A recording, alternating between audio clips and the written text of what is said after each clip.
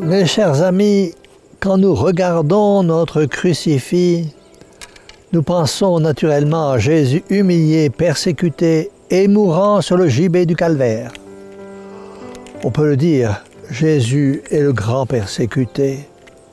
La barque secouée par les vents et menacée par les flots, c'est l'image de l'Église du Christ toujours en but aux persécutions.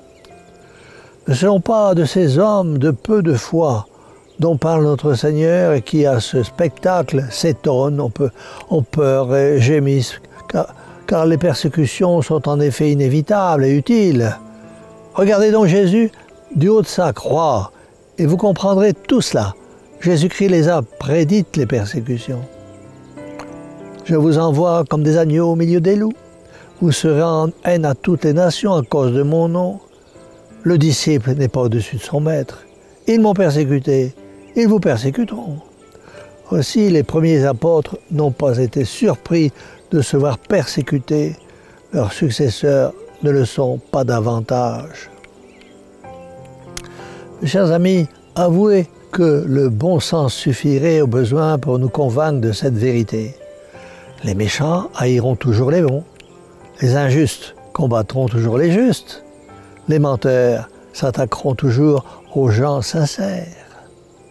Ainsi, si vous voulez être fidèle à Jésus-Christ, vous serez toujours poursuivi par la haine des impies, la jalousie des tyrans, la cupidité des grands, le dénigrement des faux savants. Ah, mes amis, regardez Jésus crucifié et comprenez que les persécutions sont utiles. Elles sont utiles à distinguer les vrais chrétiens de ceux qui n'en ont que le nom et les apparences. Car c'est dans l'adversité que l'on reconnaît ses vrais amis. Combien sont prêts à suivre Jésus au Tabor, dans la gloire, mais se dérobent quand il s'agit de gravir le calvaire. Honte à ceux-là, mais gloire à ceux qui méritent en toute vérité le nom de fidèles. Et mes chers amis, les persécutions rendent meilleurs les bons chrétiens.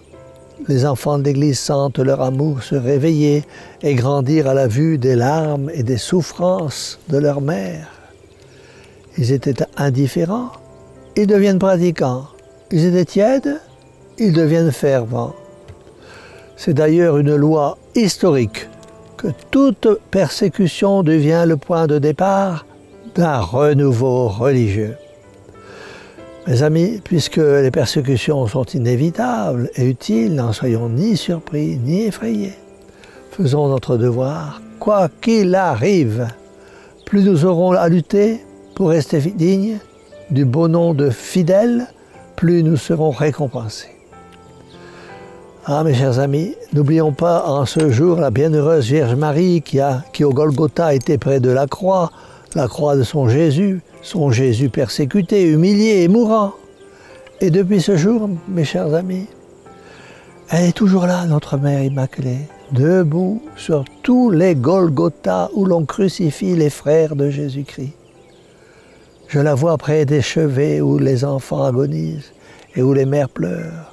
Je la vois, cette Mère Immaculée, près des persécutés, des humiliés, des rejetés, des épaves de la vie. C'est elle, l'Immaculée, la Vierge douloureuse, qui donne la grâce, ravive l'espérance, retrempe le courage et rend la joie. Elle est partout où l'on lutte, où l'on peine, où l'on souffre, où l'on meurt, sans distinction de race ou de classe.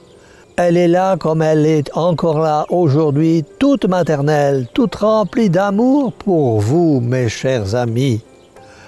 Elle est ici comme Golgotha, debout près de la croix de son Jésus, pour vous aider à supporter vos souffrances, pour vous guérir, vous soutenir, vous combler de son amour, afin que, dans un temps plus ou moins proche, vous puissiez tous partager avec elle la béatitude éternelle du ciel. Du ciel que Jésus nous a promis à tous ceux qui lui seront fidèles. C'est pourquoi nous lui dirons, Mère au cœur douloureux et immaculé, sauvez-nous.